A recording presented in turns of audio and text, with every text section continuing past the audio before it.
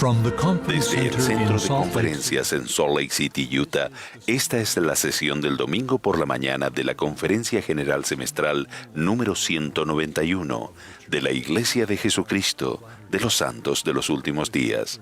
Los discursantes han sido seleccionados de entre los líderes de la Iglesia. La música para esta sesión está a cargo del Coro del Tabernáculo y la Orquesta de la Manzana del Templo. Esta transmisión es un servicio público de Bonneville Distribution. Se prohíbe cualquier reproducción, grabación, transcripción o uso de otra índole de este programa sin el debido consentimiento por escrito. El presidente Henry B. Eyring, segundo consejero de la primera presidencia de la Iglesia, dirigirá esta sesión.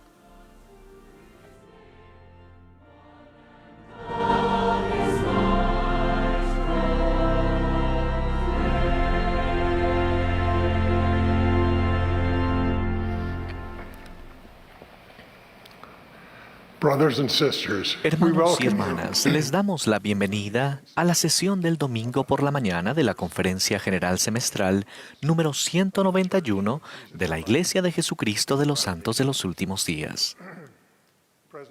El presidente Russell M. Nelson, quien preside la conferencia, me ha pedido que dirija esta sesión.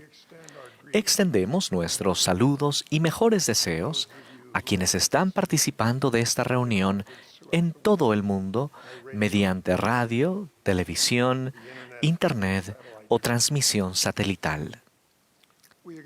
Reconocemos a las autoridades generales y a los oficiales generales que asisten esta mañana y también a un número reducido de líderes que se encuentran sentados en el estrado.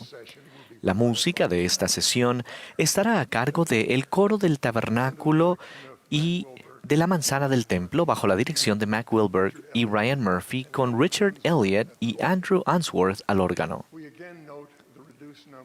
De nuevo, hacemos notar el número reducido de los miembros del coro a fin de mantener el debido distanciamiento social. Todos los que participan se han vacunado por completo contra el COVID-19 y han sido sometidos a pruebas recientemente para garantizar que no estén infectados por el virus. El coro dio inicio a esta reunión cantando «Venid, regocijaos», y ahora cantará «Cantemos loor a Él».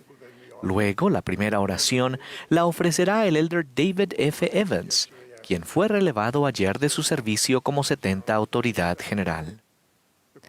Después, el coro cantará «Donde hay amor».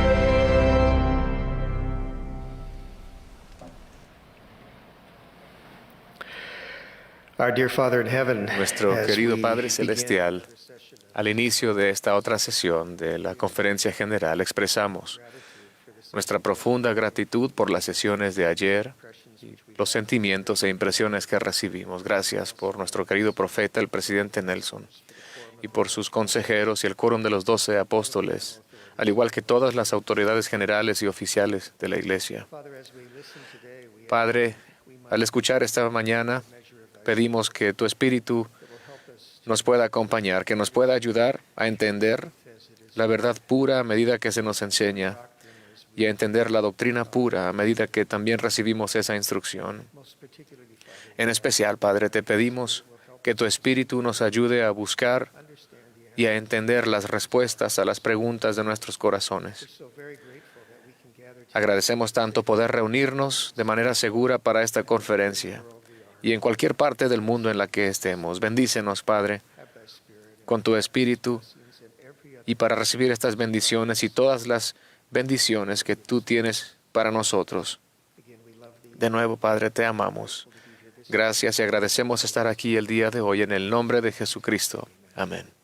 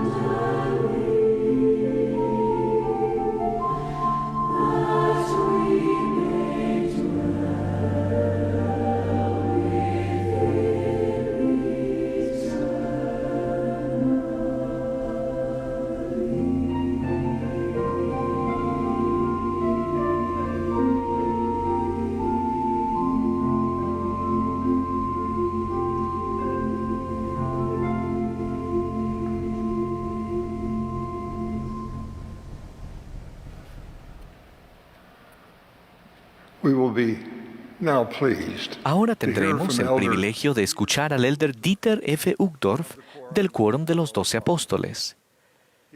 Le seguirá la hermana Camille N. Johnson, quien sirve como presidenta general de la primaria. Luego, el elder Dale G. Renland del Quórum de los 12 Apóstoles se dirigirá a nosotros.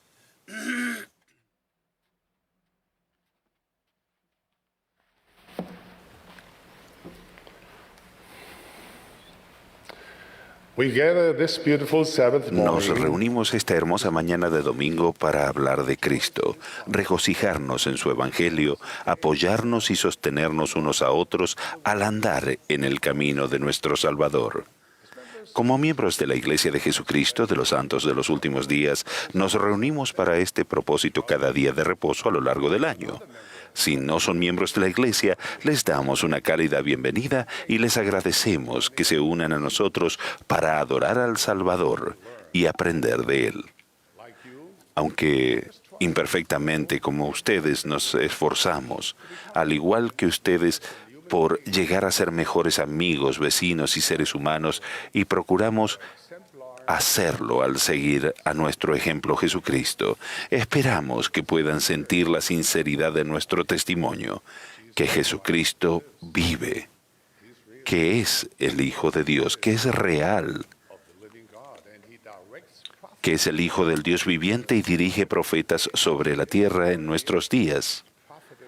Invitamos a todos a venir y escuchar las palabras de Dios y a participar de su bondad. Él guía al presidente Nelson hoy en día. Doy mi testimonio personal de que Dios está entre nosotros y que ciertamente se acercará a todos los que se acerquen a Él. Consideramos que es un honor caminar con ustedes por el estrecho y angosto camino del discipulado del Maestro. Hay una teoría muy repetida que indica que las personas que están perdidas caminan en círculos. No hace mucho, los científicos del Instituto Max Planck de Cibernética Biológica pusieron a prueba la teoría. Llevaron a unos participantes a un bosque espeso y les dieron instrucciones sencillas: caminen en línea recta. No había puntos de referencia visibles. Las personas del estudio tenían que depender únicamente de su sentido de orientación. ¿Cómo creen que les fue? Los científicos concluyeron que las personas realmente caminan en círculos cuando no tienen pistas fiables sobre la dirección de su marcha. Cuando se les interrogó después a algunos participantes, ellos afirmaron con seguridad que no habían desviado su camino en lo más mínimo. A pesar de su gran confianza, los datos del GPS mostraron que caminaron en círculo incluso con diámetros de apenas 20 metros. ¿Por qué nos cuesta tanto caminar en línea recta? Algunos investigadores plantean la hipótesis de que las pequeñas, aparentemente insignificantes desviaciones en el terreno marcan la diferencia.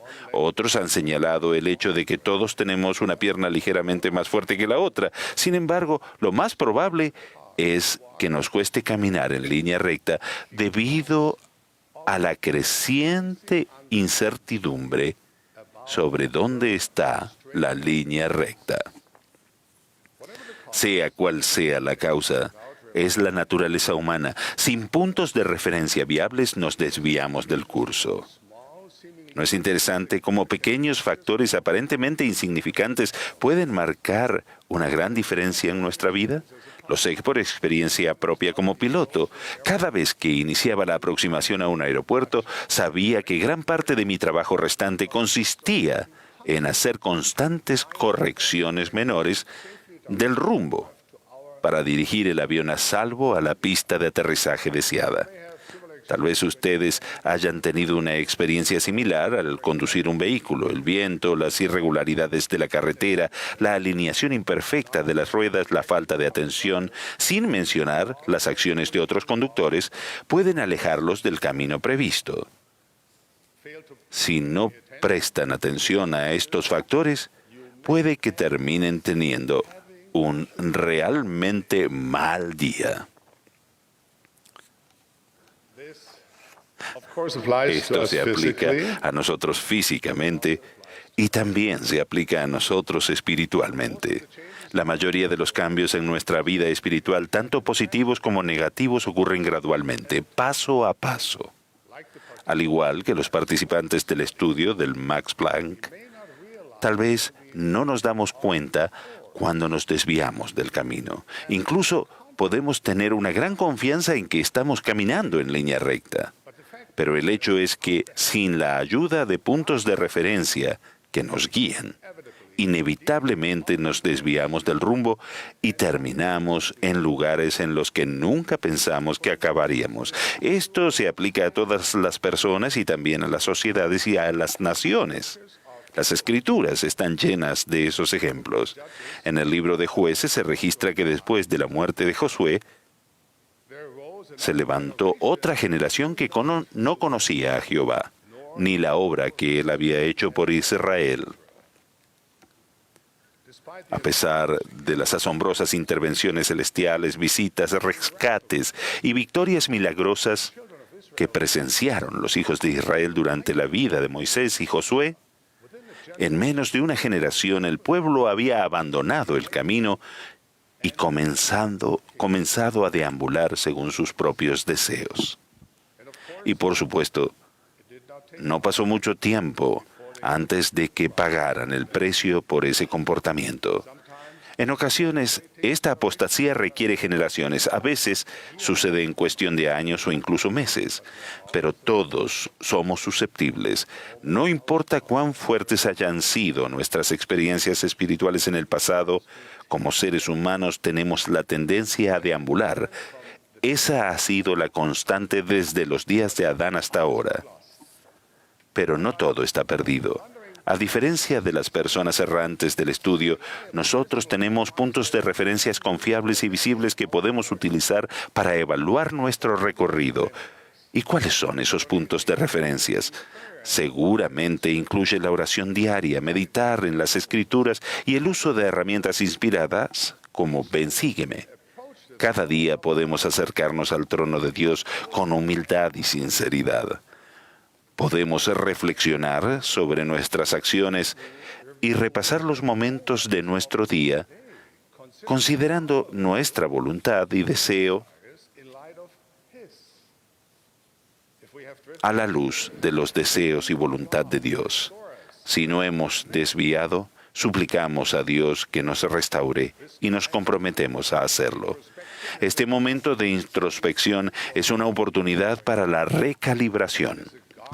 Es una época de reflexión donde podemos caminar con el Señor y ser instruidos, edificados y purificados por la palabra escrita y revelada por el Espíritu, que fue dada por nuestro Padre Celestial. Es un momento sagrado en el que recordamos nuestros convenios solemnes de seguir al bondadoso Cristo. Cuando evaluamos nuestro progreso y nos alineamos con los puntos de referencia espirituales que Dios ha proporcionado para sus hijos, piensen en ello como su restauración personal y diaria. En nuestro trayecto como peregrinos por el sendero de la gloria, sabemos lo fácil que es desviarse. Pero así como las pequeñas desviaciones pueden alejarnos del camino del Salvador, también los pequeños y sencillos actos de reajuste pueden, sin duda, llevarnos de regreso. Cuando las tinieblas se cuelan en nuestra vida, como a menudo sucede, nuestra restauración diaria nos abre el corazón a la luz celestial, la cual nos ilumina el camino y nos abre el corazón a la luz celestial. Nos ilumina el alma, dispersa las sombras, los temores y las dudas. Si lo buscamos verdaderamente, Dios nos dará conocimiento por medio de su Santo Espíritu. Sí, por el inefable don del Espíritu Santo. Siempre que se lo pidamos, Él nos enseñará el camino y nos ayudará a seguirlo. Esto, por supuesto, requiere un esfuerzo constante de nuestra parte. No podemos conformarnos con las experiencias espirituales del pasado. Necesitamos un flujo constante. No podemos apoyarnos en el testimonio de los demás para siempre. Debemos edificar el nuestro. Necesitamos una infusión continua y diaria de luz celestial. Necesitamos tiempos de refrigerio, tiempos de restauración personal. Las aguas que corren no pueden permanecer impuras. Para mantener puros nuestros pensamientos y acciones, tenemos que seguir corriendo.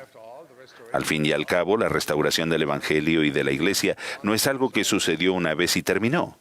Es un proceso continuo, un día a la vez, un corazón a la vez. Conforme avanzan nuestros días, también lo hace nuestra vida. Un autor lo dijo así: un día es como toda una vida. Empiezas haciendo una cosa, pero terminas haciendo otra. Planeas hacer una diligencia, pero nunca llegas a donde pensabas ir. Y al fin de tu vida, toda tu existencia también tiene esa misma característica aleatoria. Toda tu vida tiene la misma forma que un solo día. ¿Quieren cambiar la forma de su vida? Cambien la forma de su día. ¿Quieren cambiar su día? Cambien esta hora. Cambien lo que piensan, sienten y hacen en este preciso momento. Un timón pequeño puede dirigir un barco grande. Ladrillos pequeños pueden convertirse en magníficas mansiones. Semillas pequeñas pueden llegar a ser secuoyas imponentes. Minutos y horas bien empleados son los elementos fundamentales de una vida bien vivida. Pueden inspirar bondad, elevarnos del cautiverio de las imperfecciones y conducirnos hacia arriba, a la senda redentora del perdón y la santificación. Con ustedes, alzo mi corazón en gratitud por el magnífico don de una nueva oportunidad, una nueva vida, una nueva esperanza. Alzamos nuestra voz en alabanza a nuestro Dios generoso y clemente, porque ciertamente Él es un Dios de nuevos comienzos. El sublime fin de toda su obra es ayudarnos a nosotros, sus hijos, a tener éxito en nuestra búsqueda de la inmortalidad y la vida eterna. Podemos llegar a ser nuevas criaturas en Cristo porque Dios ha prometido: cuantas veces mi pueblo se arrepienta, le perdonaré sus transgresiones contra mí, y no las recuerdo más. Mis amados hermanos y hermanas, queridos amigos, todos nos desviamos de cuando en cuando. Sin embargo, podemos volver al rumbo, podemos navegar entre las tinieblas y las pruebas de esta vida y encontrar el camino de regreso a nuestro amoroso Padre Celestial, si buscamos y aceptamos los puntos de referencia espirituales que Él ha proporcionado. Acogemos la revelación personal y nos esforzamos por la restauración diaria. Así es como nos convertimos en verdaderos discípulos de nuestro amado Salvador Jesucristo. Al hacerlo, Dios nos sonreirá. El Señor los bendecirá en la tierra de Jehová, su Dios les da. Los establecerá Jehová como su pueblo santo.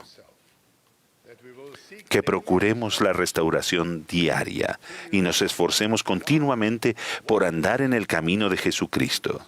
Esta es mi oración, en el nombre de Jesucristo. Amén.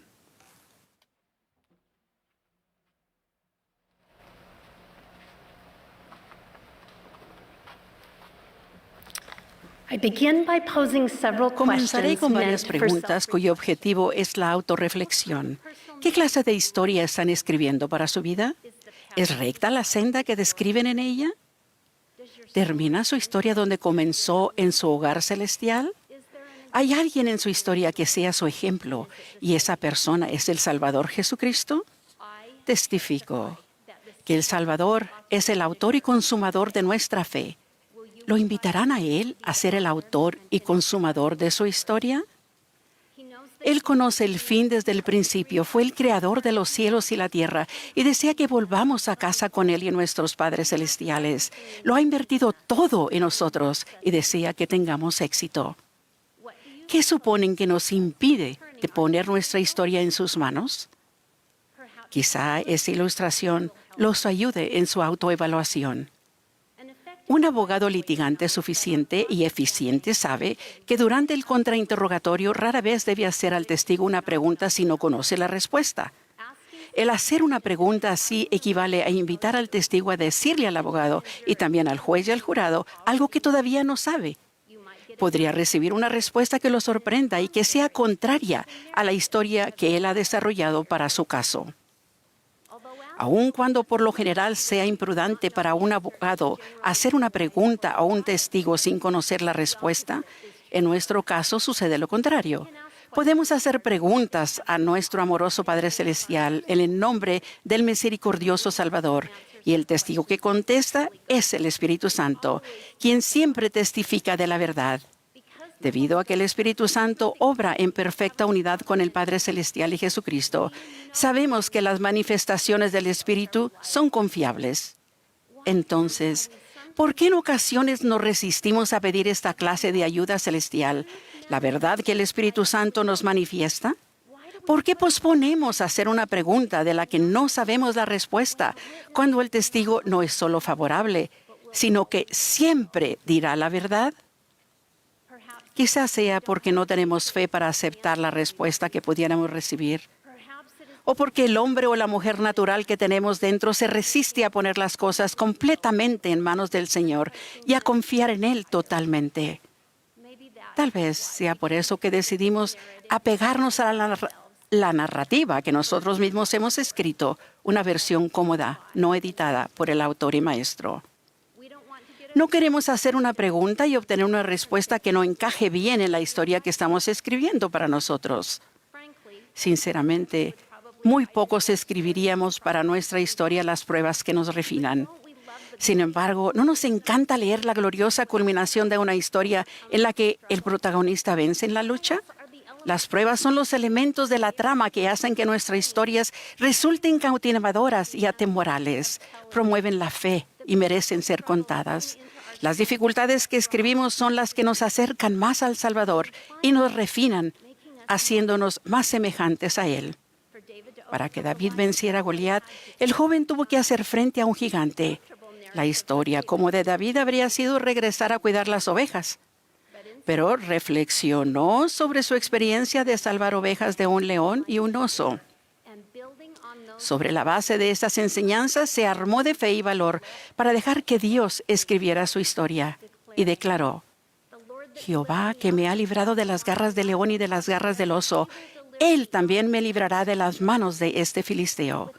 Con el deseo de permitir que Dios prevaleciera y el oído presto para escuchar al Espíritu Santo, y con la disposición de que el Salvador fuera su autor, el joven David venció a Goliat y salvó a su pueblo. Por supuesto, el sublime principio del albedrío nos permite escribir nuestra propia historia. David podría haber vuelto a casa a cuidar las ovejas. No obstante, Jesucristo está presto para utilizarnos como instrumentos divinos, como lápices afilados en sus manos, a fin de escribir una obra maestra. Con misericordia está dispuesto a utilizarme como un lápiz flacucho como instrumento en sus manos. Si tengo fe para permitírselo, si dejo que Él sea el autor de mi historia. Esther es otro hermoso ejemplo de permitir que Dios prevalezca. En vez de aferrarse a una historia cautelosa de supervivencia personal, ejerció fe y se puso completamente en manos del Señor. Amán estaba tramando la destrucción de los judíos en Persia. Mardoqueo, que era pariente de Esther, descubrió el complot y le escribió, instándola a hablar con el rey a favor de su pueblo. Ella le explicó que si una persona se acercaba al rey sin haber sido llamada, se exponía a la muerte, pero en un gran acto de fe le pidió a Mardoqueo que reuniera a los judíos y que ayunaran por ella. Esther dijo, yo también ayunaré con mis doncellas, y así entraré a ver al rey, aunque no sea conforme a la ley, y si perezco, que perezca. Esther estuvo dispuesta a permitir que el Salvador escribiera su historia. A través del lente de la vida terrenal podrían haber sido trágicos. Felizmente, el rey recibió a Esther y los judíos se salvaron. Por supuesto, rara vez se nos pide el nivel de valor de Esther, Pero dejar que Dios prevalezca, permitir que Él sea el autor y consumador de nuestra historia, requiere que guardemos los mandamientos y los convenios que hemos hecho. El guardar los mandamientos y los convenios es lo que abrirá la línea de comunicación para que recibamos revelación por medio del Espíritu Santo. Es mediante las manifestaciones del Espíritu que sentiremos la mano del Maestro escribiendo nuestra historia junto con nosotros. En abril del 2021, nuestro profeta, el presidente Russell M. Nelson, nos pidió que consideráramos lo que podríamos hacer si tuviéramos más fe en Jesucristo. Con mayor fe en Jesucristo podríamos hacer una pregunta cuya respuesta no sabemos. Podríamos pedir a nuestro Padre en el nombre de Jesucristo que nos envíe una respuesta por medio del Espíritu Santo que testifica de la verdad. Si tuviéramos más fe, haríamos la pregunta y luego estaríamos dispuestos a aceptar la respuesta, aun cuando no encaje con nuestra historia cómoda. La bendición prometida que recibiremos por actuar con fe en Jesucristo aumentará nuestra fe en Él como nuestro autor. El presidente Nelson declaró que recibimos más fe haciendo algo que requiere más fe. De modo que una pareja sin hijos que sufre de infertilidad podría preguntar con fe si deberían adoptar hijos y estar dispuestos a aceptar la respuesta, aun cuando la historia incluyera un nacimiento milagroso. Un matrimonio mayor podría preguntar si el momento de servir una misión y estar dispuestos a ir, aun cuando su historia había escrita incluyera más tiempo en la fuerza laboral. O quizá la respuesta sea no, y en capítulos posteriores sería necesario quedarse en casa. Un joven o una señorita podrían preguntarse con fe si merecerá más la pena dedicarse a los deportes, a los estudios o a la música y estar dispuestos a seguir las impresiones del testigo perfecto, el Espíritu Santo. ¿Por qué deseamos que el Salvador sea el autor y consumador de nuestra historia? Debido a que Él conoce nuestro potencial de manera perfecta y nos llevará a lugares que nunca hubiéramos imaginado. Puede nos convierta en un David o una Esther. Nos hará crecer y nos refinará para que seamos más semejantes a Él. Lo que logremos a medida que actuemos con mayor fe aumentará nuestra fe en Jesucristo. Hermanos, hace apenas un año, nuestro querido profeta preguntó, ¿estás dispuesto a dejar que Dios prevalezca en tu vida? ¿Estás dispuesto a permitir que todo lo que Él necesite que hagas tenga prioridad sobre cualquier otra ambición? Con humildad, agrego a esas preguntas proféticas, ¿dejarán que Dios sea el autor y consumador de su historia? En Apocalipsis aprendemos que compareceremos ante Dios y seremos juzgados por lo que está escrito en los libros de la vida, de conformidad con nuestras obras. Seremos juzgados por lo que contenga nuestro libro de la vida. Podemos decidir escribir una narrativa cómoda para nosotros o podemos permitir que el autor, consumador y maestro, escriba nuestra historia con nosotros, dejando que el papel y otras prioridades sobre otras ambiciones. Permitan que el Salvador y el Espíritu Santo sea su testigo. Escriban una historia en la que la senda esté en rectitud, un rumbo que los lleve de regreso al hogar celestial. Permitan que la adversidad y la aflicción que forman parte de toda buena historia sean el medio mediante el cual se acercan más a Jesucristo y lleguen a ser más semejantes a Él. Cuenten la historia que reconozca que los cielos están abiertos. Hagan preguntas que el Señor va a contestarles por medio del Espíritu Santo. Dejen que su historia sea una de fe en la que siguen a aquel que es su ejemplo, Jesucristo. En el nombre de Jesucristo. Amén.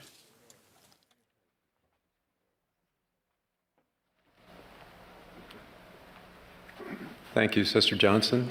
Gracias, hermana Johnson.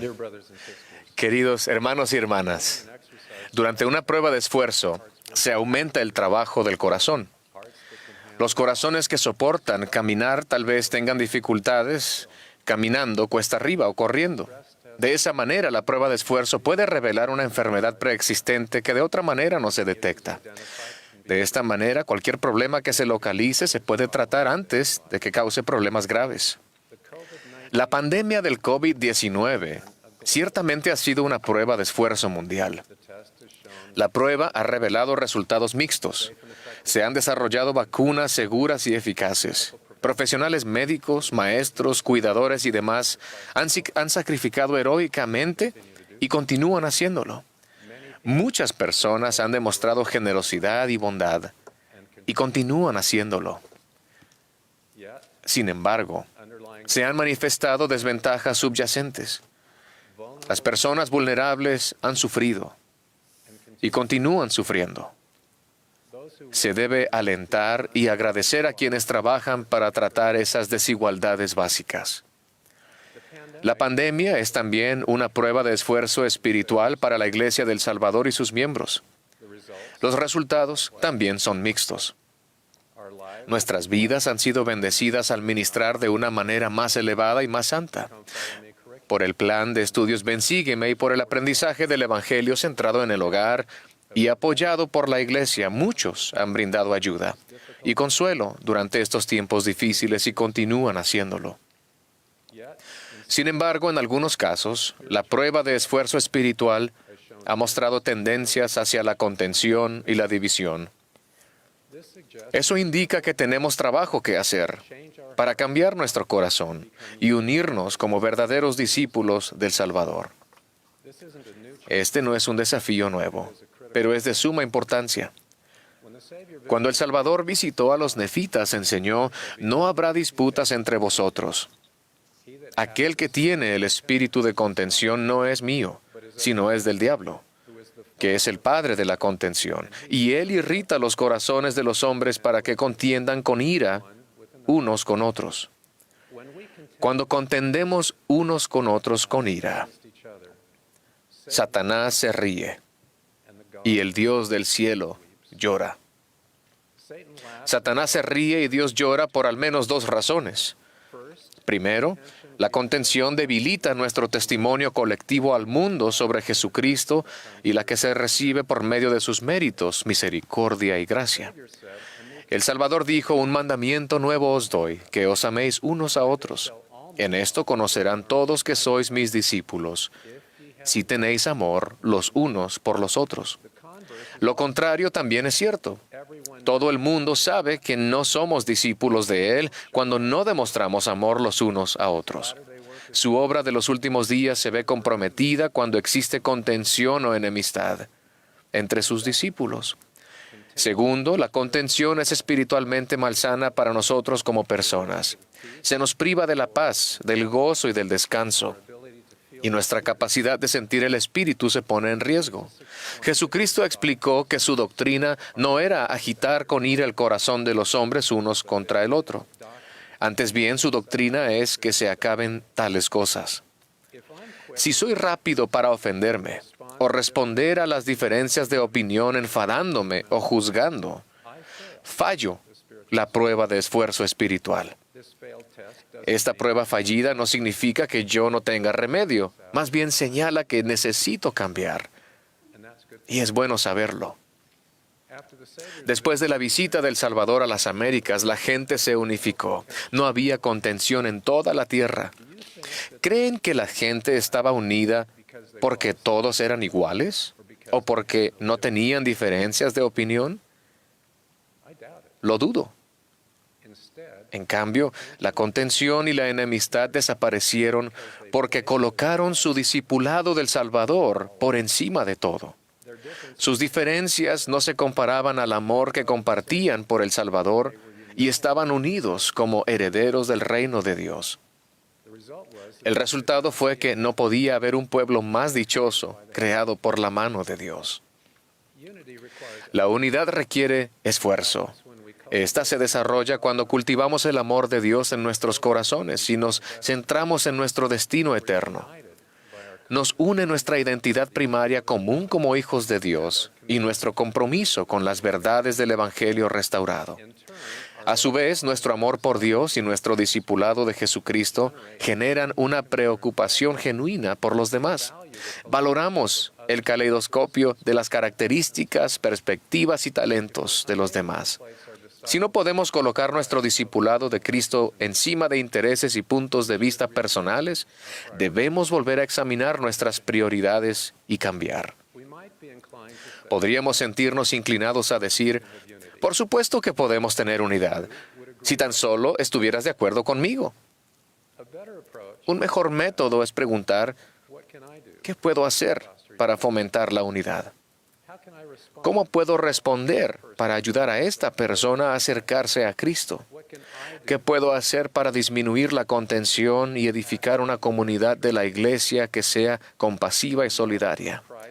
Cuando el amor de Cristo envuelve nuestra vida, tratamos los desacuerdos con mansedumbre, paciencia y bondad. Nos preocupamos menos por nuestra propia susceptibilidad y más por la de nuestro prójimo. Tratamos de moderar y unificar. No nos inmiscuimos en contiendas sobre opiniones. No juzgamos a aquellos con quienes no estamos de acuerdo, ni tratamos de hacerles tropezar. En cambio, suponemos que aquellos con quienes estamos en desacuerdo hacen lo mejor que pueden con sus experiencias de vida. Mi esposa ejerció la abogacía durante más de 20 años.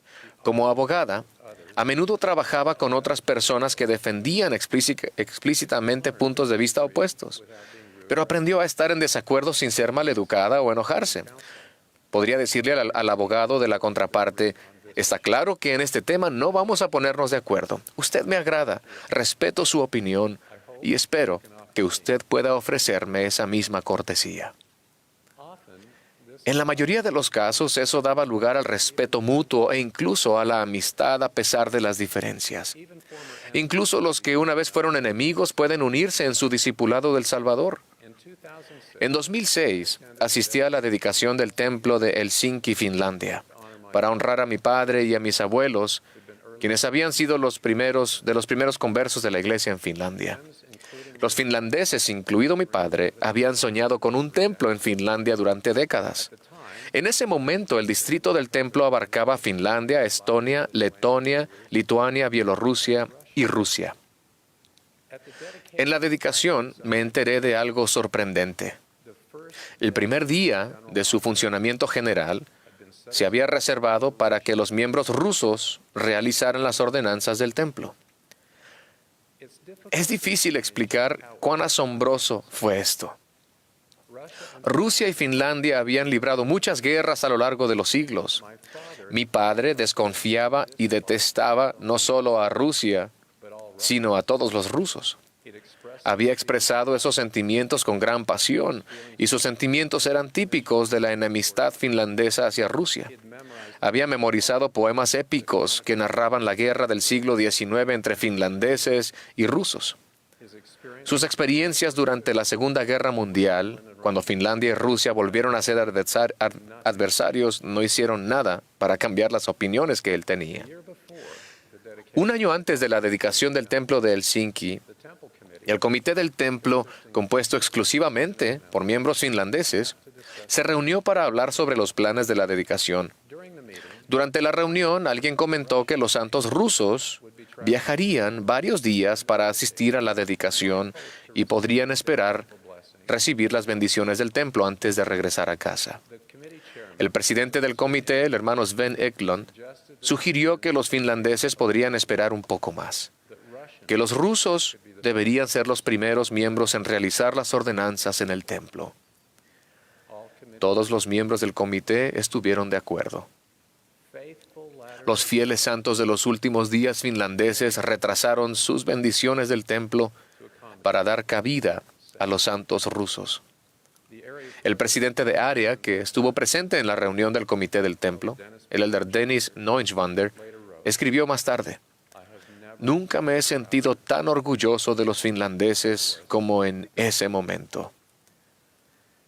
La difícil historia de Finlandia con su vecino del este y su entusiasmo por finalmente tener un templo construido en su propio suelo se dejaron de lado. Permitir que los rusos entraran primero al templo fue una declaración de amor y sacrificio. Cuando le informé de ese gesto de bondad a mi padre, el corazón se le ablandó y lloró. Algo muy raro para ese estoico finlandés. Desde ese momento hasta su muerte 3 años después, nunca expresó otro sentimiento negativo sobre Rusia. Inspirado por el ejemplo de sus compañeros finlandeses, mi padre eligió anteponer su discipulado de Jesucristo a todas las demás consideraciones. Los finlandeses no fueron menos finlandeses, los rusos no fueron menos rusos. Ningún grupo abandonó su cultura, historia ni experiencias para desterrar la enemistad. No tuvieron que hacerlo. En cambio, optaron por hacer de su discipulado de Jesucristo su principal consideración. Si ellos pueden hacerlo, nosotros también. Podemos traer nuestra herencia, cultura y experiencias a la iglesia de Jesucristo. Samuel no rehuyó de su patrimonio como la manita, ni Mormón rehuyó del suyo como nefita. Pero cada uno puso en primer lugar su discipulado del Salvador. Si no somos uno, no somos de Él. Mi invitación es que seamos valientes al poner nuestro amor por Dios y el discipulado del Salvador por encima de todas las demás consideraciones.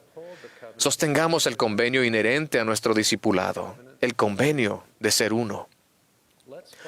Sigamos el ejemplo de los santos de todo el mundo, que con éxito se están convirtiendo en discípulos de Cristo.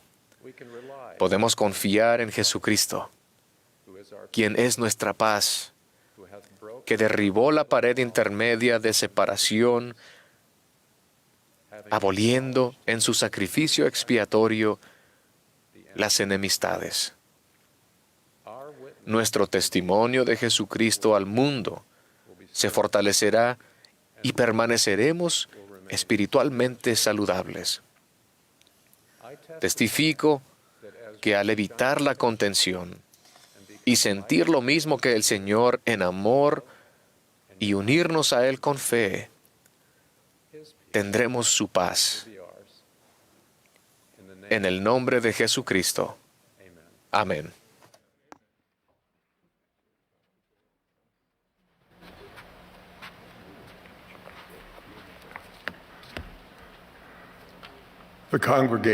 Ahora la congregación se unirá al coro para cantar Soy un hijo de Dios.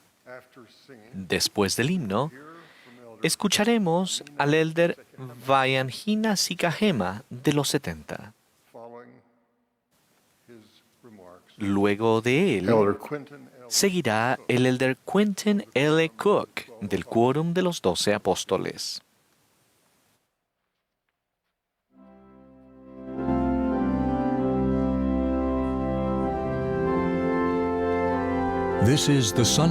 Esta es la sesión del domingo por la mañana de la Conferencia General Semestral número 191 de la Iglesia de Jesucristo de los Santos de los Últimos Días.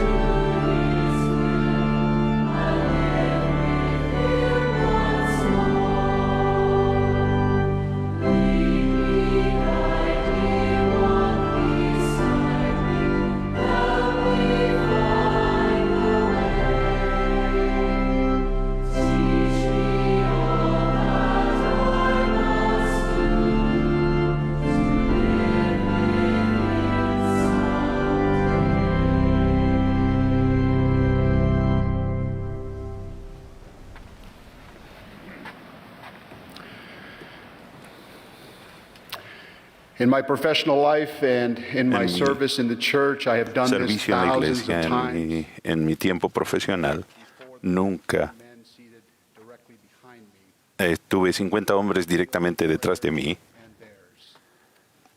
Brothers and sisters, hermanos y hermanas. of Tonga in the south, Soy originario del reino de Tonga, en el Pacífico Sur, pero me crié en Norteamérica. La pandemia ha impedido que cientos o tal vez miles de jóvenes misioneros de Tonga que sirven en todo el mundo regresen a su amada patria debido a que sus fronteras están cerradas. Algunos élderes tonganos han estado en sus misiones durante 3 años, muchas hermanas más de 2 años. Esperan pacientemente con la fe característica de nuestra gente. Mientras tanto, no se alarmen demasiado si algunos de los que sirven en sus barrios y estacas se parecen cada vez más a mí, avejentados y canosos. Agradecemos a los misioneros de todas partes del mundo por su servicio devoto, incluso cuando sea más largo o corto de lo que habían anticipado debido a la pandemia. Un domingo, cuando era diácono, llegaba al vestíbulo del edificio con una bandeja de agua repartiendo la Santa Cena, cuando una mujer acababa de entrar. Con diligencia me aproximé y le acerqué la bandeja y ella asintió con la cabeza, sonrió y tomó un vasito con agua. Había llegado demasiado tarde para recibir el pan. Poco después de esa experiencia, mi maestro orientador, Ned Bentley, me enseñó que muchos aspectos y bendiciones del Evangelio de Jesucristo se nos dan en orden secuencial. Más tarde esa semana, Ned Bentley y su compañero vinieron a nuestra casa con una lección memorable. Ned nos recordó que había un orden en la forma en que Dios creó la tierra. El Señor explicó con detenimiento a Moisés el orden en que lo había creado. Primero comenzó separando la luz de las tinieblas, luego el agua de la tierra seca. Añadió vida vegetal y animal antes de introducir en el planeta recién formado su más grandiosa creación, la humanidad, comenzando con Adán y Eva. Y creó Dios al hombre a su imagen, a imagen de Dios lo creó, varón y hembra lo creó. Y vio Dios todo lo que había hecho, y he aquí que era bueno en gran manera. Jehová estuvo complacido y descansó en el 7º día. El orden secuencial en el que se creó la tierra no solo nos da una idea de lo que es más importante para Dios, sino también por qué y para quién la creó. Ned Bramley puntualizó su inspirada lección con una simple declaración. Bai, la casa de Dios es de orden. Él espera que vivas tu vida con orden, en la secuencia de vida. Él quiere que sirvas en una misión antes de casarte. En cuanto a eso, los líderes de la iglesia enseñan hoy en día que el Señor espera que cada varón joven capaz se prepare para servir y las jóvenes que deseen servir también deben prepararse. El hermano Brimley continuó, Dios quiere que te cases antes de tener hijos y quiere que desarrolles continuamente tus talentos a medida que obtengas una educación. Si ustedes eligen vivir su vida fuera de secuencia, encontrarán que será más difícil y caótica. El hermano Brimley también nos enseñó que el Salvador, mediante su sacrificio expiatorio, nos ayuda a restablecer el orden a nuestra vida que se tornó caótica o que está fuera de secuencia debido a nuestras malas decisiones o a las de otras personas. Desde ese momento he tenido una fascinación por el orden secuencial y desarrollé el hábito de buscar patrones secuenciales en el Evangelio y en la vida. El elder David A. Bednar enseñó este principio. A medida que estudiamos, aprendemos y vivimos el Evangelio de Jesucristo, la secuencia es a menudo instructiva. Consideren, por ejemplo, las lecciones sobre las prioridades espirituales que aprendemos del orden en que ocurrieron los principales acontecimientos cuando la plenitud del Evangelio del Salvador se restauró en estos últimos días. El elder Bednar enumeró la primera visión y la aparición inicial de Moroni a José Smith como lo que enseñó al joven profeta. Primero, la naturaleza y el carácter de Dios. Segundo, la función que el libro de Mormón y Elías el profeta desempeñarían en recoger a Israel, en ambos del lado del velo, en esta última dispensación. El elder Bednar concluye, esa secuencia inspiradora es instructiva en cuanto a los asuntos espirituales que son de suprema prioridad para la deidad. Una observación que he hecho es que el orden secuencial es una manera simple, natural, eficaz para que el Señor nos enseñe principios importantes a nosotros, sus hijos. Hemos venido a la tierra para aprender y adquirir experiencia que de otro modo no tendríamos. El crecimiento que tenemos es único, es individual para cada uno de nosotros y es un componente vital del plan de nuestro Padre Celestial. Nuestro crecimiento físico y espiritual comienza en etapas y se desarrolla lentamente a medida que ganamos experiencias secuenciales. Alma da un poderoso sermón sobre la fe basándose en la analogía de la semilla que, si se cuida y se nutre debidamente, pasa a ser un pequeño arbolito y después un gran árbol maduro que produce fruto delicioso. La lección es que la fe de ustedes aumentará conforme nutran y den lugar en su corazón a la semilla, o sea, a la palabra de Dios. Su fe aumentará mediante que la palabra de Dios comience a hincharse en su pecho. El hecho de que se hinche y brote y empiece a crecer es tanto visual como instructivo, además de secuencial. El Señor nos enseña a cada uno en función de nuestra capacidad de aprender y de acuerdo con la forma en que aprendemos. Nuestro crecimiento depende completamente de nuestra disposición, curiosidad natural, nivel de fe y comprensión. A Nephi se le enseñó lo que José Smith aprendería en Kirtland, Ohio, más de 2.300 años después. Pues he aquí, así dice el Señor Dios, daré a los hijos de los hombres línea por línea y precepto por precepto, un poco aquí y un poco allí. Benditos son aquellos que escuchan mis preceptos y prestan atención a mis consejos, porque aprenderán sabiduría. El hecho de que aprendamos línea por línea, precepto por precepto, un poco aquí y un poco allí, es asimismo secuencial. Consideren la siguiente afirmación que hemos escuchado casi toda nuestra vida. Primero lo primero, o dales leche antes que carne, o hay que aprender a caminar antes de correr. Cada uno de esos axiomas describe algo que es secuencial. Los milagros funcionan de acuerdo con un orden secuencial, pues ocurren cuando primeramente ejercemos la fe. La fe precede al milagro. Los oficios en el sacerdocio arónico también se ordenan en secuencia según la edad del que será ordenado: diácono, maestro y luego presbítero. Las ordenanzas de salvación y exaltación son de naturaleza secuencial. Nos bautizamos antes de recibir el don del Espíritu Santo. Las ordenanzas del templo son igualmente secuenciales. Por supuesto, tal como mi amigo Ned Bramley sabiamente me enseñó, la Santa Cena es secuencial. Comienza con el pan, seguido del agua.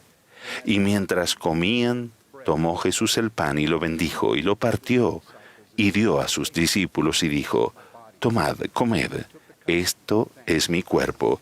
Y tomando la copa y habiendo dado gracias, les dio diciendo: bebed de ella todos, porque esto es mi sangre del nuevo convenio, que por muchos es derramada para remisión de los pecados. En Jerusalén y en las Américas el Salvador instituyó la Santa Cena exactamente en el mismo orden. He aquí, mi casa es una casa de orden, dice el Señor, y no de confusión. El arrepentimiento es secuencial. Comienza con la fe en Jesucristo, aunque sea solo una partícula. La fe requiere humildad, que es un elemento esencial para tener un corazón quebrantado y un espíritu contrito. De hecho, los primeros 4 principios del Evangelio son secuenciales. Creemos que los primeros principios y ordenanzas del Evangelio son: primero, fe en el Señor Jesucristo; segundo, arrepentimiento; tercero, bautismo por inmersión para la remisión de pecados; cuarto, imposición de manos para comunicar el don del Espíritu Santo. El rey Benjamín enseñó a su pueblo esta importante verdad. Dijo: y mirad que se haga todas estas cosas con prudencia y orden, porque no se exige a un hombre que corra más aprisa de lo que sus fuerzas le permiten, y además conviene que sea diligente para que así gane el galardón. Por tanto, todas las cosas deben hacerse en orden. Ruego que vivamos nuestras vidas con orden y procuremos seguir la secuencia que el Señor ha establecido para nosotros. Seremos bendecidos al buscar y seguir los patrones y la secuencia en que el Señor enseña lo que es más importante para Él. En el sagrado nombre de Jesucristo. Amén.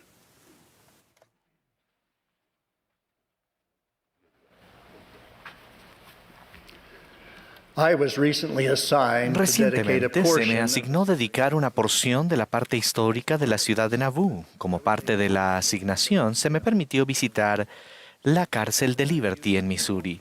Estando en ella, reflexioné sobre los hechos que hacen que sea una parte significativa de la historia de la Iglesia. Los santos vieron amenazadas sus vidas con motivo de la orden de exterminio emitida por el gobernador de Missouri. Además, el profeta José y unos pocos y selectos asociados suyos habían sido injustamente encarcelados en la cárcel de Liberty. Uno de los motivos de tan violenta oposición a nuestros miembros fue que la mayoría de ellos se oponía a la esclavitud. La intensa persecución que padecieron José Smith y sus seguidores constituye un ejemplo extremo del injusto ejercicio del albedrío que puede afectar a las personas justas. El tiempo que José pasó en la cárcel de Liberty nos demuestra que la adversidad no es evidencia de la desaprobación del Señor ni de que Él retire sus bendiciones. Me conmovió profundamente leer lo que el profeta José Smith declaró cuando estuvo confinado en aquella cárcel. Oh Dios, ¿en dónde estás? ¿Y dónde está el pabellón que cubre tu morada oculta? José preguntó cuánto tiempo tendría el pueblo del Señor que sufrir estas injurias y opresiones ilícitas. Estando en la cárcel de Liberty, me emocionó profundamente la respuesta del Señor. Hijo mío, pasa tu alma. Tu adversidad y tus aflicciones no serán más que por un breve momento. Y entonces, si lo sobrellevas bien, Dios te exaltará. Es evidente que la oposición puede refinarnos para alcanzar un destino celestial y eterno. Las preciadas palabras del Salvador, Hijo mío, pasa tu alma, tienen un sentido particular para mí y son de gran importancia en nuestra época. Me recuerdan su enseñanza a los discípulos durante su ministerio terrenal. Antes del padecimiento de Cristo en el jardín de Getsemaní y en la cruz, Él mandó a sus apóstoles que se amasen unos a otros como Él los había amado. Y posteriormente los consoló con estas palabras: La paz os dejo, mi paz os doy.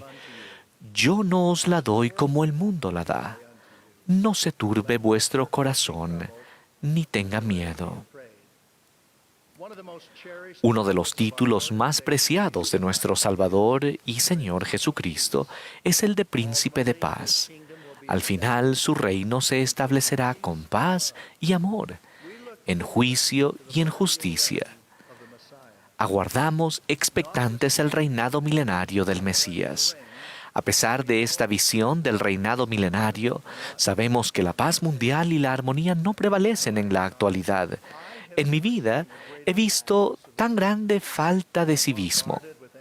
Somos bombardeados por un lenguaje airado y contencioso y por actos provocadores y devastadores que destruyen la paz y la tranquilidad. La paz en el mundo e incluso en nuestras comunidades no se nos promete ni garantiza hasta la segunda venida de Jesucristo. Como leemos en el Evangelio de Mateo, el Salvador instruyó a los 12 apóstoles y reconoció que su misión terrenal no lograría la paz universal. Él enseñó: no penséis que he venido para traer paz a la tierra. La paz universal no formaba parte del ministerio terrenal inicial del Salvador. La paz universal no existe en la actualidad.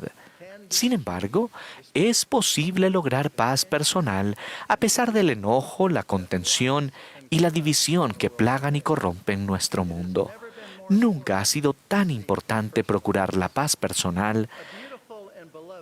La letra de un reciente himno bello y querido, compuesto para los jóvenes de hoy por el hermano Nick Day y que lleva por título Paz en Cristo, dice así: si no hay paz aquí, siempre en Cristo hay paz.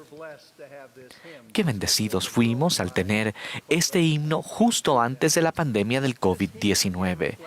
El himno refleja de una manera hermosa la aspiración a tener paz y recalca de manera apropiada que la paz se cimienta en la vida y en la misión de Jesucristo. El presidente Joseph F. Smith declaró: Jamás habrá ese espíritu de paz y amor hasta que los seres humanos reciban la verdad de Dios y su mensaje y reconozcan su conocimiento y autoridad que son divinos. Si bien jamás retiraremos nuestros intentos por lograr la paz universal, se nos ha asegurado que podemos tener paz personal como enseña Cristo. Este principio se explica en Doctrina y Convenios. Aprended más bien que el que hiciere obras justas recibirá su galardón, sí, la paz en este mundo y la vida eterna en el mundo venidero. ¿Cuáles son algunas de las obras justas que nos ayudarán a lidiar con las disputas, atenuar la contención y hallar paz en este mundo? Todas las enseñanzas de Cristo apuntan en esa dirección. Mencionaré unas pocas que me parecen de particular importancia. Primero, amen a Dios, vivan sus mandamientos y perdonen a todos. El presidente George Albert Smith se convirtió en presidente de la Iglesia en 1945. Durante sus años como apóstol, llegó a ser conocido como un líder amante de la paz. En los 15 años previos a ser presidente, las dificultades y las pruebas de una enorme depresión económica mundial, seguidas de la muerte y destrucción provocadas por la Segunda Guerra Mundial, fueron de todo menos pacíficas. Al término de la Segunda Guerra Mundial, durante su primera conferencia general como presidente, efectuada en octubre de 1945, el presidente Smith recordó a los santos la invitación del Salvador de amar al prójimo y perdonar a los enemigos. Y entonces enseñó: tal es el espíritu que deben procurar los santos de los últimos días, si esperan algún día permanecer en su presencia y recibir de sus manos una gloriosa bienvenida. Segundo, busquen los frutos del Espíritu. El apóstol Pablo, en su epístola a los Gálatas, explica la dicotomía que hay entre las obras justas que nos permiten heredar el reino de Dios y aquellas otras que, sin el arrepentimiento, nos descalifican para ello. Entre las que sí nos califican están los frutos del Espíritu: amor, gozo, paz, longanimidad, benignidad, bondad, fe, mansedumbre y templanza. Pablo también incluye el sobrellevar las cargas de los demás y no cansarse de hacer el bien. Entre las obras que no son justas, él incluye la enemistad, la ira y las contiendas. Una de las grandes lecciones de la época del Antiguo Testamento tiene que ver con el padre Abraham. Abraham y Lot, su sobrino, eran acaudalados, pero llegó un momento en que ya no podían seguir viviendo juntos. Para que no hubiera altercados, Abraham permitió a Lot escoger la tierra que él quisiese. Lot escogió la llanura del Jordán, que era de riego y hermosa, y Abraham tomó la llanura menos fértil de Mamre.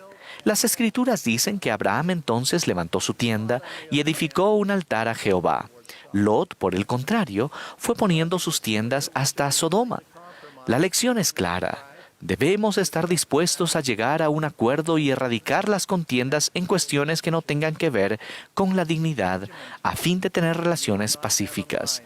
El rey Benjamín enseñó: y no tendréis deseos de injuriaros el uno al otro, sino de vivir pacíficamente. Sin embargo, en las conductas relacionadas con la rectitud y los imperativos doctrinales, es preciso mantenerse firmes e inmutables. A fin de tener la paz que es fruto de las obras justas, no podemos poner nuestra tienda en dirección al mundo. Debemos ponerla de cara al templo. Tercero, ejerzan el albedrío para escoger la rectitud. La paz y el albedrío están interrelacionados como elementos esenciales del plan de salvación. Tal y como se define en el tema del Evangelio sobre albedrío y responsabilidad, el albedrío es la capacidad y el privilegio que Dios nos da de escoger y actuar por nosotros mismos. Por tanto, el albedrío es la esencia misma del crecimiento personal y la experiencia que nos bendice cuando seguimos al Salvador. Somos libres para escoger la libertad y la vida eterna por medio del gran mediador de todos los hombres. El albedrío también permite que las decisiones malas y devastadoras de otras personas provoquen dolor y sufrimiento, y a veces incluso la muerte. El albedrío fue un asunto principal en el concilio preterrenal de los cielos y en el conflicto que surgió entre quienes escogieron seguir a Cristo y los seguidores de Satanás. Despojarse del orgullo y de la necesidad de control y escoger al Salvador nos permitiría tener su luz y su paz. No obstante, la paz personal se vería amenazada cuando las personas ejercieran el albedrío de manera dañina y perjudicial.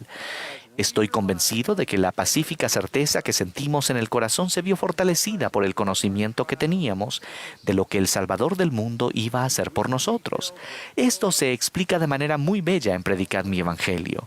Al confiar en la expiación de Jesucristo, Él nos puede ayudar a sobrellevar bien nuestras tribulaciones, enfermedades y dolor, y podemos sentir gozo, paz y consuelo. Todo lo que es injusto en la vida se puede remediar por medio de la expiación de Jesucristo. Cuarto, edifiquemos Sion en nuestro corazón y en nuestro hogar. Somos hijos de Dios y parte de su familia. Además, somos parte de la familia en la que nacemos. El presidente Nelson ha enseñado, y durante esta pandemia hemos aprendido, que la observancia religiosa centrada en el hogar y respaldada por la Iglesia puede desatar el poder de las familias para transformar nuestro hogar en un santuario de fe. Si tenemos esta observancia religiosa en nuestro hogar, también tendremos la paz del Salvador. Somos conscientes de que muchos de ustedes carecen de las bendiciones de un hogar de rectitud y contienden regularmente con quienes eligen la injusticia. El Salvador puede brindarles protección y paz para que en última instancia estén seguros y a salvo de las tormentas de la vida. Les aseguro que el gozo, el amor y la realización que se experimentan en una familia amorosa y justa producen paz y felicidad. El amor y la bondad son la clave para tener Sion en nuestro corazón y en nuestro hogar.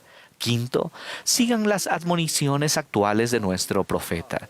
La paz aumenta considerablemente cuando seguimos al profeta del Señor, el presidente Russell M. Nelson. En breve tendremos la oportunidad de escucharlo. Él fue preparado desde la fundación del mundo para este llamamiento. Su preparación personal es sobresaliente.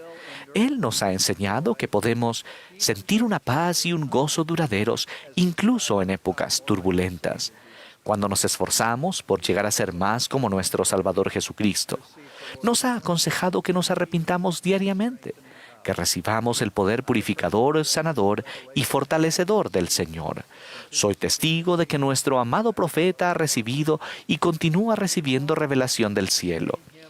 Aunque lo honramos y sostenemos como nuestro profeta, adoramos a nuestro Padre Celestial y a nuestro Salvador Jesucristo y recibimos la ministración del Espíritu Santo. Testifico y aporto mi testimonio apostólico personal. Que Jesucristo, el Salvador y Redentor del mundo, guía y dirige su iglesia restaurada. Su vida y su misión expiatoria son la verdadera fuente de paz. Él es el príncipe de paz. Doy testimonio verídico y solemne de que Él vive. En el nombre de Jesucristo. Amén.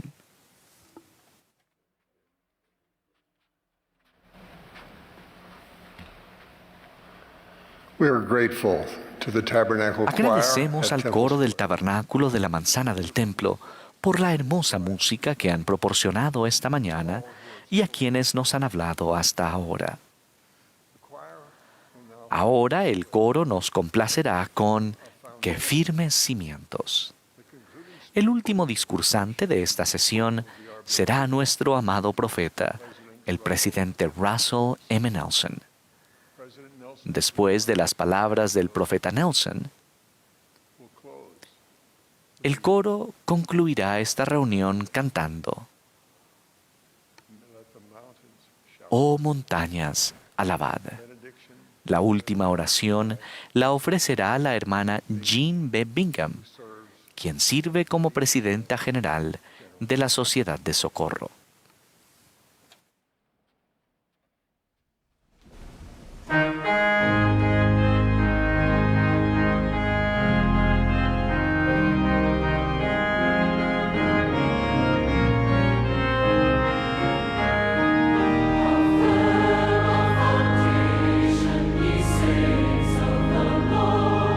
Is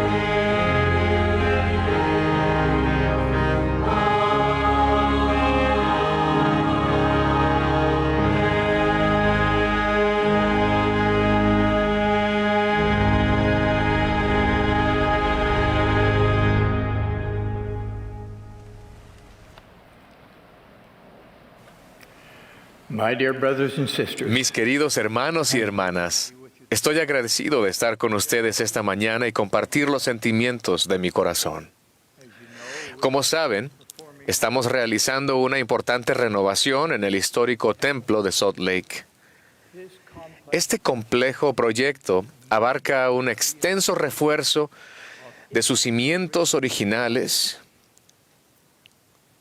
los cuales cumplieron bien su función durante más de un siglo.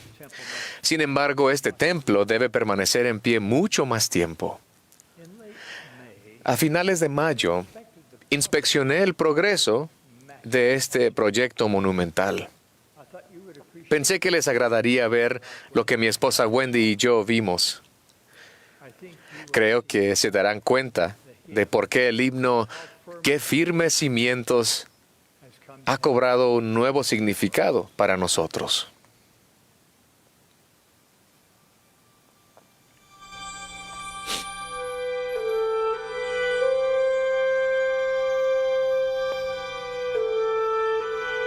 we are looking at the original Estamos viendo los foundation. cimientos originales del templo de Salt Lake.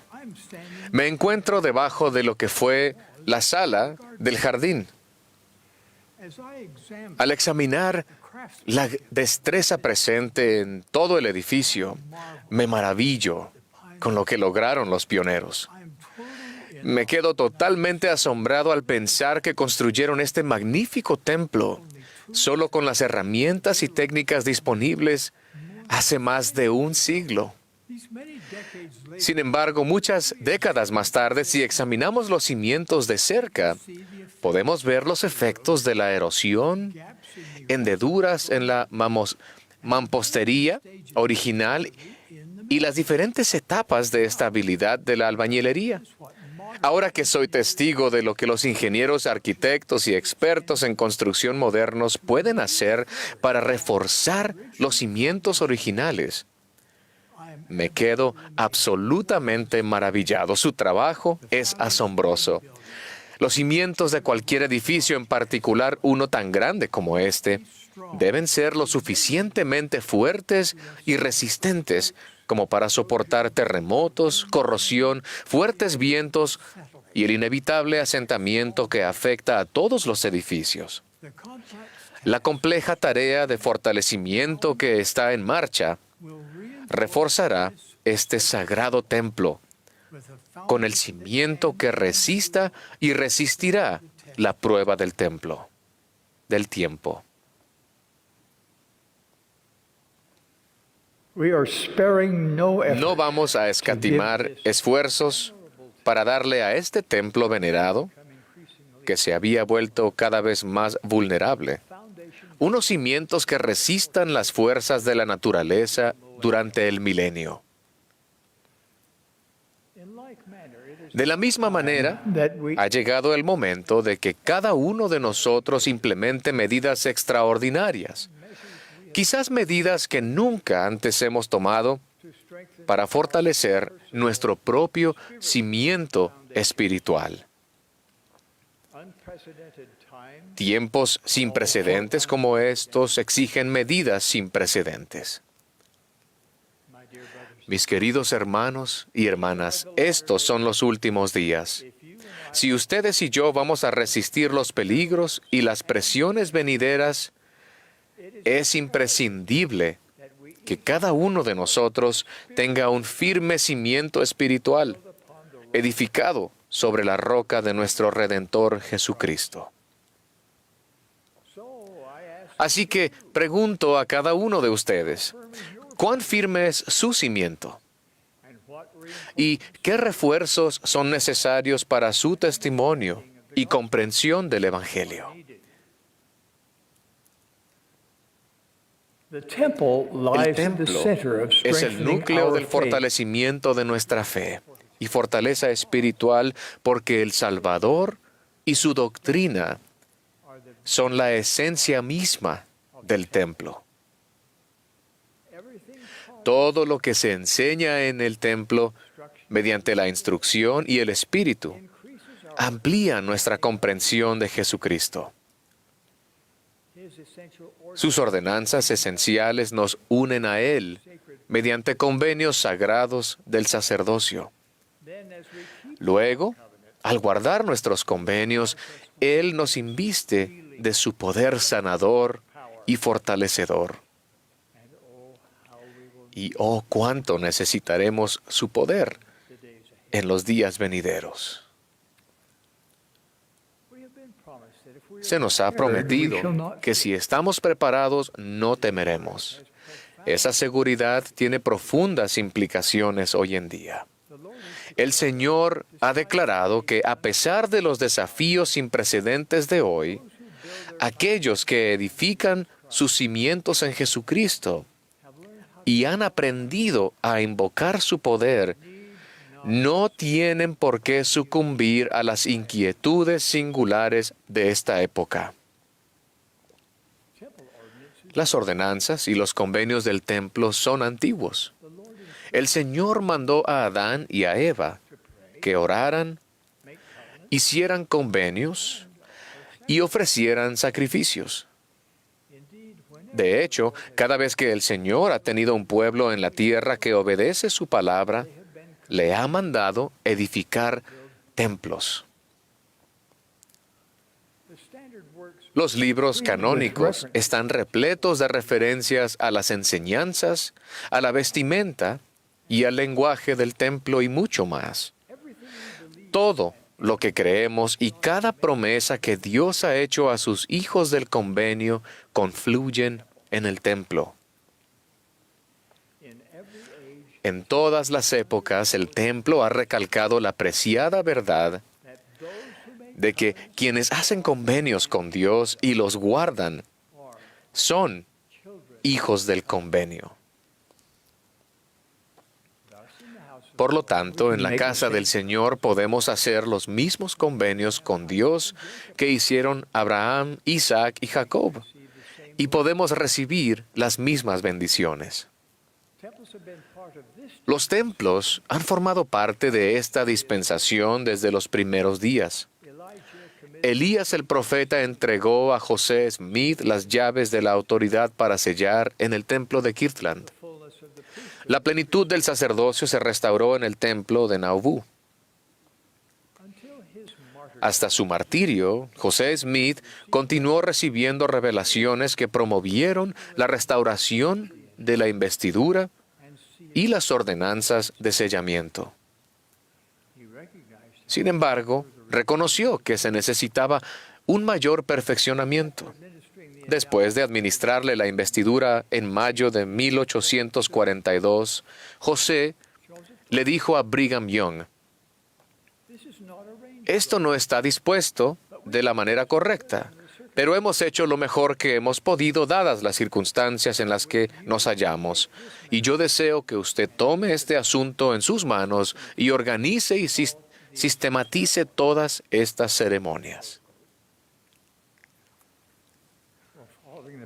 Después de la muerte del profeta, el presidente Young supervisó la finalización del templo de Nauvoo y más adelante construyó templos en el territorio de Utah. En la dedicación de los pisos inferiores del templo de St. George, Brigham Young declaró enérgicamente la urgencia de la obra vicaria del templo cuando dijo: «Cuando pienso en ello, quisiera que las lenguas de 7 truenos despertasen a la gente». A partir de ese momento, las ordenanzas del templo se fueron perfeccionando gradualmente. El presidente Harold B. Lee explicó por qué los procedimientos, las normas e incluso la administración de ordenanzas del templo continúan cambiando en la Iglesia restaurada del Salvador. El presidente Lee dijo: «Los principios del Evangelio de Jesucristo son divinos. Nadie cambia los principios y la doctrina de la Iglesia sino el Señor, mediante la revelación. Pero los métodos varían al llegar las instrucciones por medio de la inspiración a aquellos que presiden». Consideren cómo han cambiado la bendición y el reparto de la Santa Cena a lo largo de los años. En los primeros días, el agua de la Santa Cena se ofrecía a la congregación en un recipiente grande, del cual todos bebían. Ahora, usamos vasitos desechables individuales. El procedimiento cambió, pero los convenios siguen siendo los mismos. Reflexionen sobre estas tres verdades. Primero, la restauración es un proceso, no un evento, y continuará hasta que el Señor regrese. Segundo, el objetivo final del recogimiento de Israel es llevar las bendiciones del templo a los hijos fieles de Dios. Y tercero, a medida que procuramos la forma de lograr ese objetivo de manera más eficaz, el Señor revela más conocimiento. La restauración continua necesita revelación continua. La primera presidencia y el quórum de los 12 apóstoles a menudo le han preguntado al Señor si hay mejores formas de llevar las bendiciones del templo a sus hijos fieles. Procuramos orientación con regularidad sobre cómo garantizar en todo el mundo la exactitud y la coherencia de la instrucción, los convenios y las ordenanzas del templo, a pesar de las diferencias de idiomas y de culturas. Bajo la dirección del Señor y en respuesta a nuestras oraciones, recientemente se han realizado ajustes en los procedimientos. Él es quien desea que ustedes comprendan con gran claridad para qué exactamente están haciendo convenios. Él es quien desea que experimenten plenamente sus sagradas ordenanzas. Él quiere que comprendan sus privilegios, promesas y responsabilidades. Él quiere que tengan perspectivas y despertares espirituales que nunca antes hayan tenido.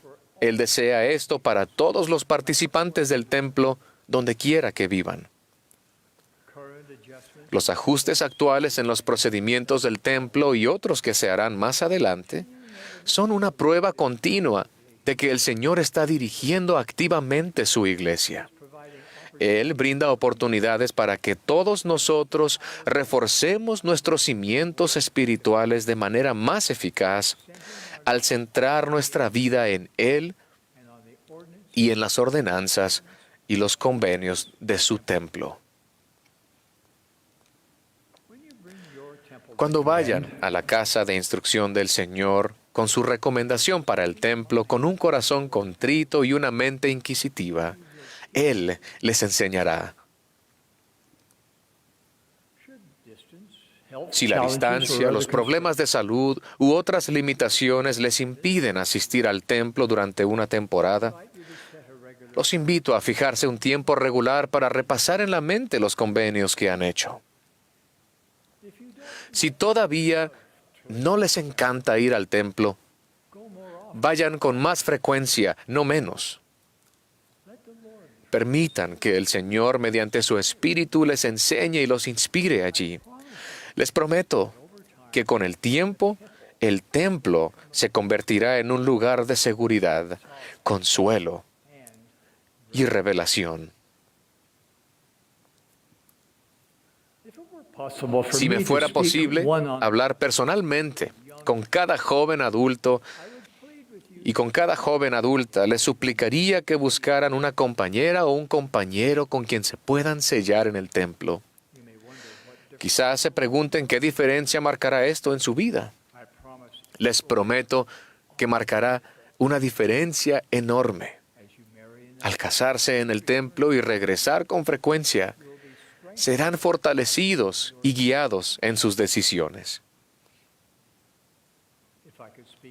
Si pudiera hablar con cada esposo y cada esposa que aún no se han sellado en el templo, les suplicaría que dieran los pasos necesarios para recibir esa ordenanza culminante que cambia vidas. ¿Marcará eso una diferencia? Únicamente si quieren progresar para siempre y estar juntos para siempre. Desear estar juntos para siempre no lo hará realidad. Ninguna otra ceremonia o contrato lo hará. Si pudiera hablar con cada hombre y cada mujer que anhelan el matrimonio, pero que aún no han encontrado a su cónyuge eterno, los instaría a que no esperen a casarse para recibir la investidura en la casa del Señor. Empiecen ahora a aprender y a experimentar lo que significa estar armado con el poder del sacerdocio. Y a cada uno de ustedes que han hecho convenios en el templo, les ruego que, de manera devota y constante, procuren comprender los convenios y las ordenanzas del templo. Se abrirán puertas espirituales. Aprenderán a separar el velo entre el cielo y la tierra, a pedir a los ángeles de Dios que estén con ustedes y la mejor forma de recibir guía de los cielos. Sus esfuerzos diligentes por hacerlo reforzarán y fortalecerán su cimiento espiritual. Mis queridos hermanos y hermanas, cuando termine la renovación del templo de Salt Lake, en caso de terremoto no habrá lugar más seguro en todo el valle del lago Salado que el interior de ese templo. Del mismo modo, siempre que ocurra cualquier tipo de conmoción en su vida, el lugar más seguro en el que pueden estar espiritualmente es viviendo dentro de sus convenios del templo.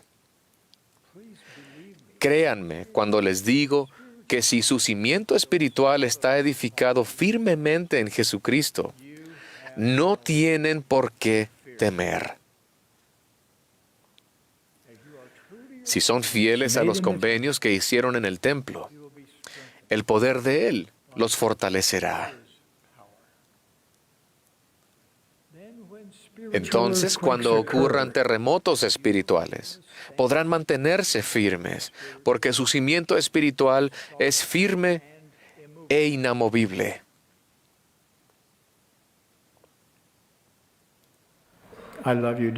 Los amo, queridos hermanos y hermanas. Sé estas verdades. Dios, nuestro Padre Celestial, quiere que ustedes elijan volver a casa con Él. Su plan de progreso eterno no es complicado y respeta el albedrío de ustedes. Ustedes son libres de elegir quiénes serán y con quién estarán en el mundo venidero. Dios vive. Jesús es el Cristo. Esta es su iglesia, restaurada para ayudarlos a cumplir su destino divino. De ello testifico en el nombre de Jesucristo. Amén.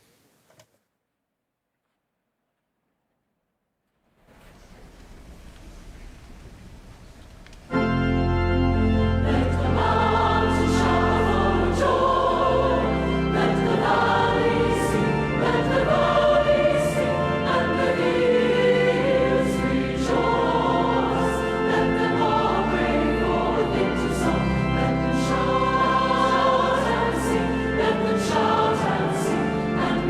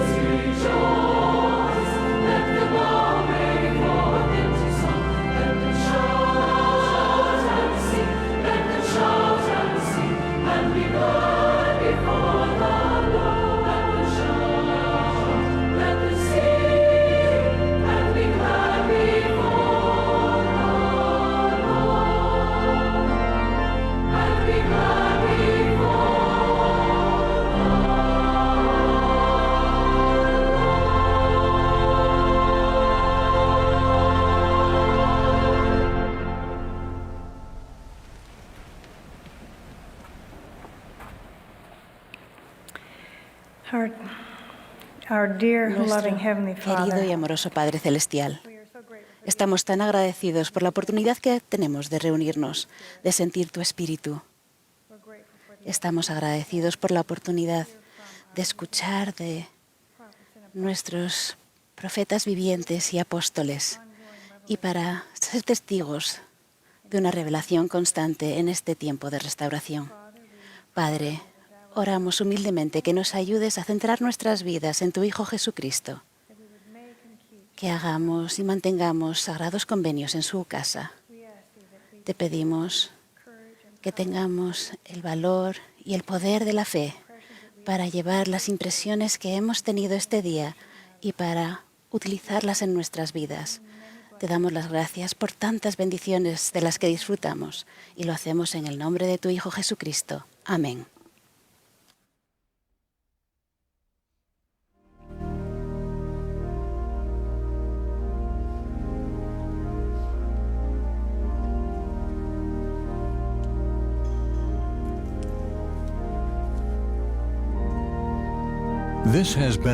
Esta ha sido la transmisión de la sesión del domingo por la mañana de la Conferencia General Semestral número 191 de la Iglesia de Jesucristo de los Santos de los Últimos Días. Los discursantes han sido seleccionados de entre los líderes de la Iglesia. La música para esta sesión estuvo a cargo del coro y la Orquesta de la Manzana del Templo. Esta transmisión ha sido un servicio público de Bonneville Distribution. Se prohíbe cualquier reproducción, grabación, transcripción o uso de otra índole de este programa sin el debido consentimiento por escrito.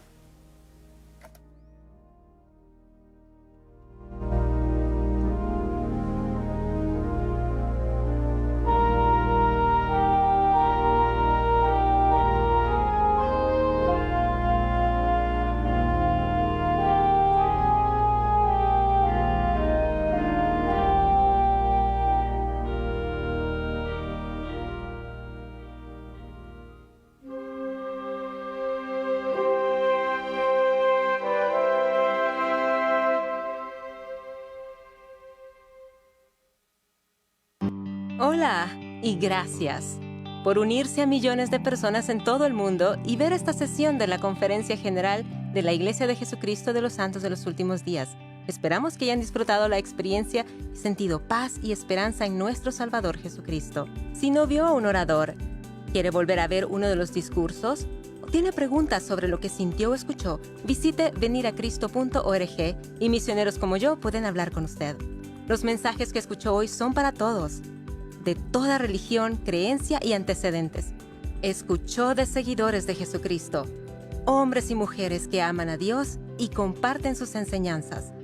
Testificamos que Jesucristo vive. Él nos ama.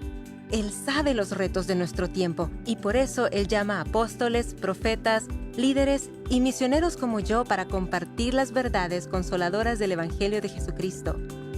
El Evangelio restaurado de Jesucristo es las buenas nuevas.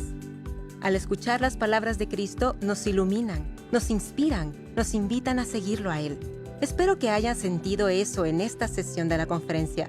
Si quiere aprender más sobre Jesucristo o recibir más mensajes inspiradores, le invitamos a hablar con misioneros como yo o visite veniracristo.org. Gracias por estar con nosotros.